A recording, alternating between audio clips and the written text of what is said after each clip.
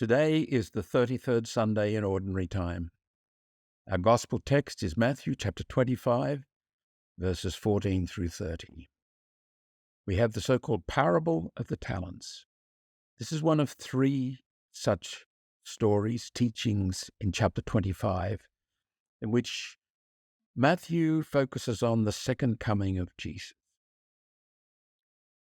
I think it's important to take Matthew seriously when he calls it a parable rather than an allegory. You will recall that allegories have fairly obvious references in them to people, events, and things that the audience will recognize.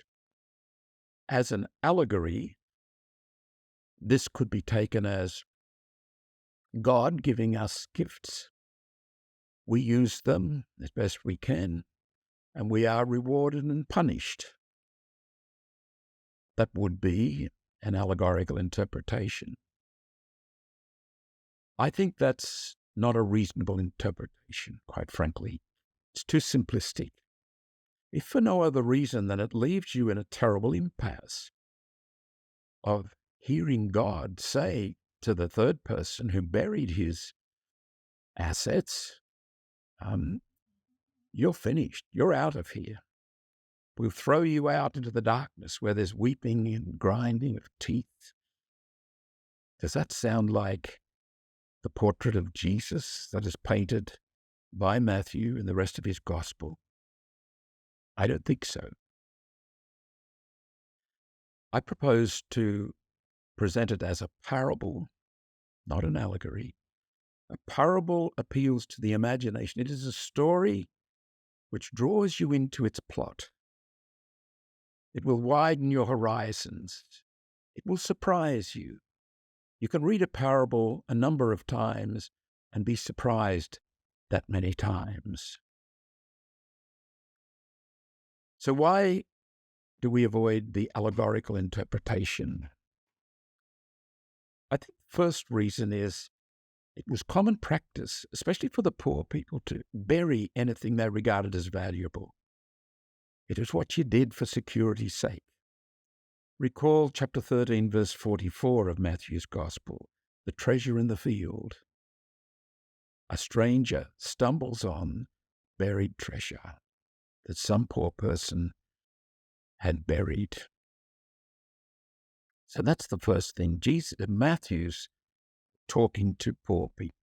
It has Jesus' words being addressed to poor people. Secondly, that you finish up in the allegory trying to explain how on earth Jesus or the Father can dish out such harsh, unjustifiably horrible punishment. Let's consider some texts in Matthew's Gospel, just for a moment to reflect, to establish the context for interpreting this text, not as an allegory, but as a parable. Ask yourself a question. Could the person who spoke the Beatitudes and the whole Sermon on the Mount, for that matter, is he reflected in this being cast out into the darkness where there'll be grinding of teeth? Does it reflect Jesus who took our infirmities and bore our diseases? Chapter 8, verse 17. The one who ate with tax collectors and sinners, telling his listeners, go and learn what this means. I desire mercy, not sacrifice. For I have come to call not the righteous, but sinners. Matthew 9:10. The one who said, take my yoke upon you and learn from me, for I am gentle and humble in heart. You will find rest for your souls. For my yoke is easy and my burden is light. Matthew chapter 11, verse 29. Or the one who said, it is not the will of your Father in heaven that one of these little ones should be lost. Matthew 18:14. Or the one who taught us to forgive without limits. Matthew 18:22. or the one who gave us the great commandments. Love God with all your mind, with all your heart, and with all your soul, and your neighbor as yourself. Matthew 22:34. But more importantly, the one who went to the cross and died for us. I think the evidence is overwhelming that we shouldn't see this simplistically as an allegory. God giving gifts, God rewarding and punishing. I think that reduces the Christian life to right behavior. If you do the right thing, you'll be rewarded. If you do the wrong thing, you will be punished. I think that trivializes the good news. A more reasonable interpretation can be found if we take it as a parable. Let it appeal to your imagination. Go into the plot of this story. There, I think it's possible to read this text as a story about the way the world is, the way human existence is, not just about God and Jesus and us. It's about universal humanity.